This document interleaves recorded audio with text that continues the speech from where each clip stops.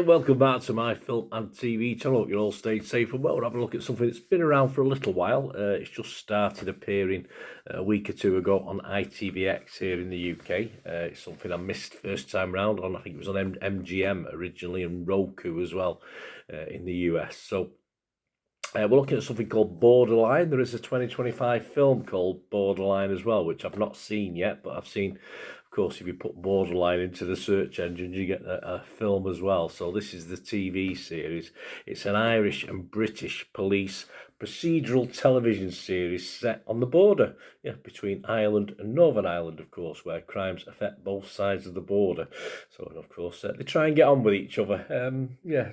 To varying levels of success, to be honest with you. And there will be a second series of this as well. So whether you like it or not, we're going to get another one. They've got those names, those Irish names that I can never pronounce by the spelling. If someone says them, it's all right. Owen Mackin, Amy De Bruyne, Lachlan O'Meara, Hugh O'Connor, Charlotte Bradley, that's easier, Sophia Vavasseur, Craig McGinley, Jack Hickey. So a range of actors, some fairly new to me. I've seen one or two of these guys. Of course, I have the main two in this. I've seen in a few things, UK-based stuff, Ireland-based stuff. So an interesting cast and not as bad. Some people say a little bit wooden at times, but I thought it was okay. I thought I wasn't too down on the quality of the acting and the actors in this one.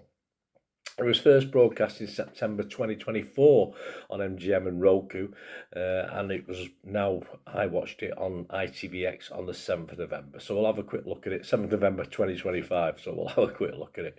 Please, before we do, you can hit that like button, guys. If you enjoy the content, it'd be much appreciated. It all helps the algorithms, of course, helps the channel, helps me get out there. So that'd be wonderful if you can do that. Of course, if you're not already subscribed, if you do enjoy the content, if you can subscribe, that's wonderful. Press down buttons so you know when these vlogs are coming out. And of course, if you have any hype points to spare, the latest thing on YouTube, been there for 4 or 5 months now, but got any hype points to spare, that helps the channel, helps the algorithms as well. So if you can do that for me, that'd be absolutely wonderful. So thanks, guys. Right, let's get back onto this series. Members of Northern Ireland's police service, NIPS, yes, that gets a mention every now and then, and the Republic of Ireland's Garda Slosana, the Guards, of course, including Detective Inspector Philip Boyd of Northern Ireland and his Republic of Ireland counterpart, who is causing a few problems in this as far as the character is concerned. A lot of people turning this off because they don't like her character or the way she's portrayed from Eofe Regan. Must put their differences aside and collaborate to solve a crime that appears to straddle the border between the two countries. Well, of course, as it progresses, in 6 episodes, we of course get more than one crime, so that's how it works. Location shooting, it took place in County Louth in the Republic of Ireland, with filming locations including Dundalk. So I've only ever been to Dublin, guys, so my apologies, I'm not too well up on locations in Ireland, but I'm sure it's wonderful. Yeah, I mean, this is a microcosm of the antagonism between the two police forces. This is typical. It's a little bit sad. It's a little bit wearing to see at first as well. You know, it's a bit it's sort of racist in style from one sort of north to the south, and it's a little bit sad if that's what it's like. I don't know if it is. I have no idea. As I said, I don't know too much. Looking from the outside, I know things have improved, but of course, as far as the Garda and the Northern Ireland Police Force are concerned working together, I'm sure it can cause problems, certainly since things like Brexit and all this sort of thing has even added to the problems, hasn't it? Of course it has. The actual stories themselves are okay. We get lots of suspects, so we sort of get a good 4 or 5, half a dozen suspects. We sort of flip from one to the other. We make your own decisions as to which one you think is guilty, and you're quite happy when you get it right. But you get various scenarios as well. You get it's like a murder scene, but you get it from different people's aspects. So you can make what looks more reasonable or what looks more probable. And over the 6 episodes, we do get 3 different sort of murder stories. And of course, there's some subplots and a big subplot going on in the background as well. So keeps things ticking over. I thought the pacing was fine. It didn't overdo it, didn't underdo it throughout this. And of course, the characters, as they begin to thaw a little bit towards each other, as I said, there's a lot of dislike for the female Republic of Ireland officer in this, and obvious why as well, because she's a very unlikable character. You think, what a horrible person when you first meet her, and it is hard to believe that this DI has been relocated for her own safety. So you'd keep your head down a little bit, wouldn't you? But obviously she's not very tactful, so don't draw attention to yourself. But she does the exact opposite. But that's just part of how they've written the story, so it doesn't make a lot of sense. But there you go. She's just not nice to anybody, basically, even people she tries to be nice to.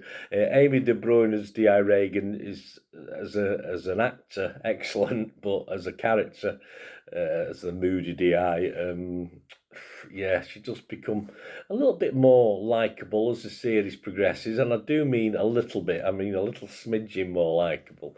But the trouble is, most people would have probably turned off by then, based on some of the reviews I've seen, some of the comments I've seen. They just couldn't stand her. It's as simple as that, and it put them off watching the whole series as it was. DCI Philip Boyd, played by Ewan Macken, is certainly a bit more of a welcoming presence, a bit one-dimensional for me. Again, he's got a big dark secret from his youth that's sort of part of the major background story to this. So makes it a tough watch at times, and of course, but at least we can warm to him a little bit more, but again, not to any great extent. And it's an interesting partnership because we don't fully like either of them really in a deep way. You know, we feel, obviously we're meant to feel a little bit sorry for them because they've both got their own little problems, of course, but it's just the way they're written. It's very hard to invest. I mean, it is a gritty setup, of course, it is, with the border between Northern Ireland and the Republic. It's tackling tough issues, you know, of course, as well as the social, political and sectarian divisions that still seem to exist, simmering below the surface. You get things like people trafficking, prostitution, things like this. I mean, it tackles tough storylines. But sometimes it sort of feels like just a weekday afternoon crime drama. It just doesn't feel gritty enough. It's weird. You know, it can be gritty one moment. You see a horrible vision of someone who's been killed or murdered, and you get those storylines that cover all different aspects, and yet it can feel a bit light in parts and a bit, a bit. I don't say the word silly, but a bit less deep than perhaps it should be. It should be a lot darker, I think, at times. And of course, there's a bit of humour in it, which it doesn't really work so much. But I think it struggles to find the right balance for what it wants to be, whether it wants to be, to everybody, where you can watch it in an afternoon, or a little bit gritty. I think it would have been better if it was a little bit grittier. The characters sort of expanded upon a little bit more rather than what we see in these 6 episodes. I think the problem for me as well is I've recently watched the 3rd season of Blue Lights. If you've never watched Blue Lights, guys, I recommend that, and it's quality television for me, totally entertaining. And I think this doesn't stand up too well against something like that when you've just literally watched Blue Lights and then gone on to watch this, say, 2 or 3 days later. And of course, we do have a series 2 to come. As I said, there's an obvious setup at the end of series 1, which, I'm not going to sit on the edge of my seat waiting for it. But yeah, it's just it's harmless enough television. It did turn people off because of the characters, and I just think it missed a little bit of a trick, because it could have been an interesting scenario, the border between North and South, of course, and expanded on that, and it just seemed to not quite get the writing correct to sort of get us really invested in the plots and the actual characters themselves. And it's a shame, because it could have been a very interesting scenario, of course. There's not a lot of scores out there. Internet Movie Database, it's doing all right, just under 800 scores and reviews as I'm recording this, and it's getting an average of 6.8 out of 10, so it is liked. And as I say, it's okay, it's all right. It just could have been, for me, a little bit better, a little bit sharper, a little bit darker in parts as well. I don't mind some dark humour, but yeah, I think the character's the big problem. I think the characters need a little bit of a rewrite, so that we cared a little bit more about them. which we didn't really get in this, the main characters anyway. So 6.8 on Internet Movie Database. I can't wholeheartedly recommend it. It's okay, as I said, watch.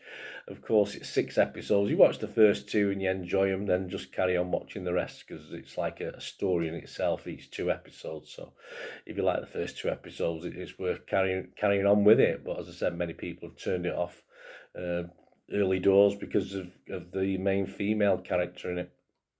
So I'm going to give this a 5.5, which isn't my recommended score, but it wasn't a total waste of time. It just perhaps wasn't, I hope, for a little bit better than we got, unfortunately.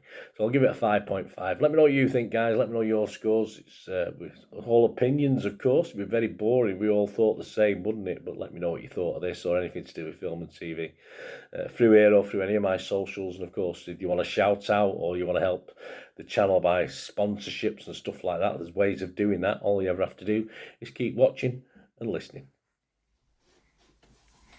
There you go. Hope you enjoyed the feature, guys. Thanks for watching. Please, if you did enjoy the content, please give us a thumbs up, and if you've not already done so, press that subscribe button. If you've not already subscribed, that'd be wonderful. It's free to subscribe, absolutely free. Also, check out my social media links if you want to follow me on TikTok, Instagram, X, Facebook.